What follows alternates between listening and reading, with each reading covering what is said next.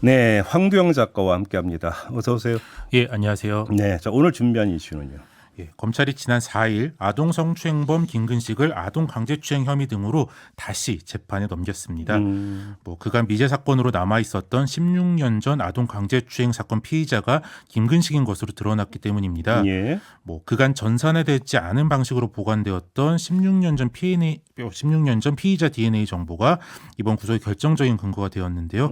그러면서 오래된 미제 사건의 DNA 정보도 전부 전산화해야 한다는 지적들이 나오고 있습니다. 그때 저희도 전해드렸는데 출소 직전에 그 하나의 신고가 들어왔고 이거에 대해서 이제 다시 어떤 건 구속이 됐다. 이 소식을 저희가 전해드린 바가 있는데 혹시 이때 이것 때문입니까? 네, 김근식은 이제 말씀하신 대로 2007년에 15년형을 선고받고 최근에 만기를 채웠는데요. 예. 새로운 신고가 들어와 출소를 못하고 다시 구속 상태로 수사받는 중이었습니다. 네.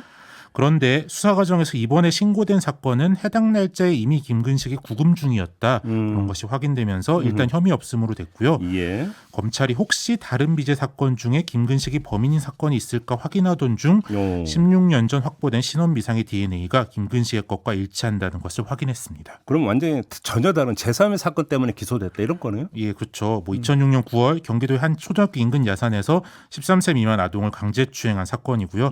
검찰이 DNA 자료를 내밀자 결국 김근식도 자백을 했습니다. 결국 미제 사건 하나가 해결된 셈이네요. 그러면? 네, 검찰이 이번엔 잘했다 이렇게 볼 수도 있는데요.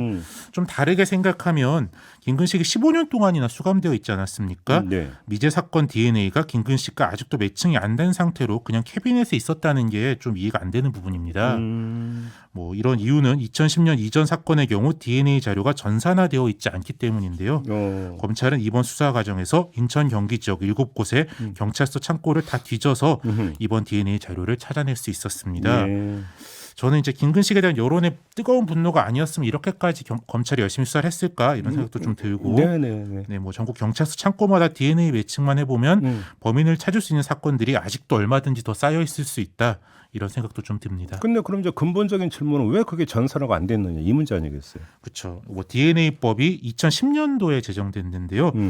그때부터 수사 과정에서 확보된 DNA 정보 중 신원이 밝혀지지 않은 것을 전산화하도록 의무화했기 때문에 그 이전 자료는 전산화해서 누락된 겁니다. 그러니까 실제로 친원미상 DNA 전산화는 효과가 크다고 좀 평가되는데요.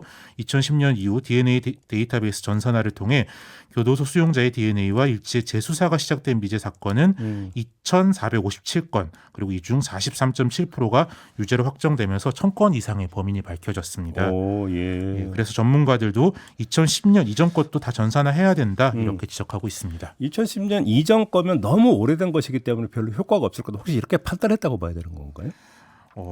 우리가 이제 살인죄에 대한 공소시효를 2015년에 폐지했고 아동 청소년 및 장애인에 대한 성범죄도 공소시효를 2019년에 폐지하지 않았습니까? 예. 그래서 이제 오래된 미제 사건들도 다시 좀 제대로 수사를 해야 할 필요성이 커졌고요.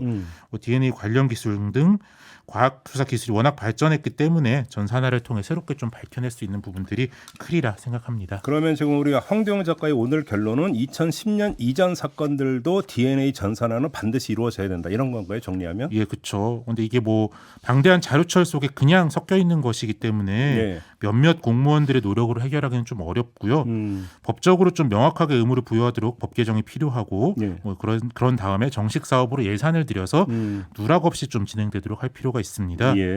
피해자와 가족들을 위해 이제라도 정의를 세우는 일 더 미뤄져서는 안 될 것 같습니다. 그러니까 화성 연쇄살인 사건 같은 경우도 나중에 가서 그 하나의 사건이 다시 더 밝혀진 바가 있잖아요. 그렇죠. 이때 이제 제가 기억나는 게 DNA가 아주 어렵게 검출이 됐다. 이런 얘기 이제 그때 들은 바가 있었는데 이제 DNA 검출 기법이 이제 많이 발달이 돼가지고 과거에는 DNA 검출을 못했던 거라도 지금은 만약에 할 수 있다면 그것들을 지금 다 해놔야 된다는 이야기가 되는 거죠. 그렇죠. 미제 사건 같은 경우.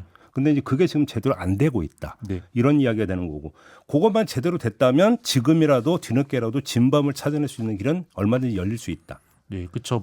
새롭게 수사를 하기 이전에 일단 국가가 사실 데이터 정보를 가지고 있는 것도 지금 활용이 좀 안 되는 부분이 있는 거라서 일단 전산화의 필요성이 큰 것 같습니다. 그러니까요. 그러니까 김근식 재기소가 그러니까 시사하는 바는 바로 그 점이다. 예, 이 점을 좀 정리를 하면서 오늘 여기도 이슈는 마무리하도록 하겠습니다. 황두영 작가와 함께했습니다. 고맙습니다. 예, 감사합니다.